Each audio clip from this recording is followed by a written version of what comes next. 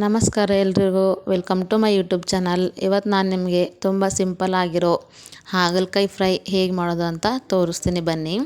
ಇವಾಗ ನಾನೊಂದು ಬೌಲಲ್ಲಿ ಹಾಗಲಕಾಯಿನ ತೊಗೊಂಡಿದ್ದೀನಿ. ಅದಕ್ಕೆ ಸ್ವಲ್ಪ ಅರಿಶಿಣ ಮತ್ತು ಒಂದೂವರೆ ಸ್ಪೂನು ಉಪ್ಪನ್ನು ಹಾಕಿ ಒಂದು 20-30 ನಿಮಿಷ ಚೆನ್ನಾಗಿ ನೆನೆಯಕ್ಕೆ ಬಿಡಬೇಕು. ಅದಾದಮೇಲೆ ಇವಾಗ ತೆಗೆದು ನೋಡಿ ಚೆನ್ನಾಗಿ ನೀರು ಬಿಟ್ಕೊಂಡಿರುತ್ತೆ. ಅದನ್ನು ಈ ಥರ ಕೈಯಿಂದ ನೀರನ್ನು ಸಪ್ರೇಟ್ ಮಾಡಬೇಕು.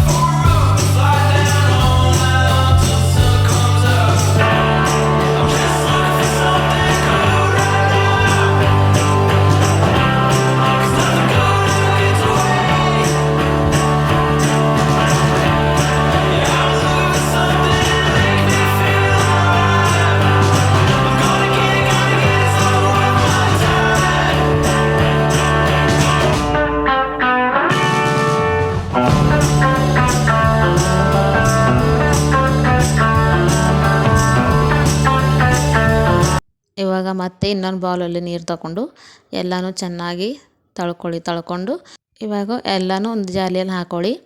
ಅದರಲ್ಲಿ ನೀರೆಲ್ಲ ಸಪ್ರೇಟ್ ಆಗಬೇಕು. ಅದಾದಮೇಲೆ ಇವಾಗ ನಾನು ಒಲೆ ಮೇಲೆ ಒಂದು ಕಡಾಯಿನ ಇಟ್ಕೊತಿದ್ದೀನಿ. ಕಡೆಗೆ 2 ಸ್ಪೂನ್ ಎಣ್ಣೆ ಹಾಕ್ಬಿಟ್ಟು ಅವಾಗ ನಾವು ಕ್ಲೀನ್ ಮಾಡಿ ಇಟ್ಕೊಂಡಿದ್ದೀವಲ್ವ ಅದು ಹಾಗಲಕಾಯಿನ ಅದರೊಳಗೆ ಹಾಕ್ಕೊತಿದ್ದೀನಿ.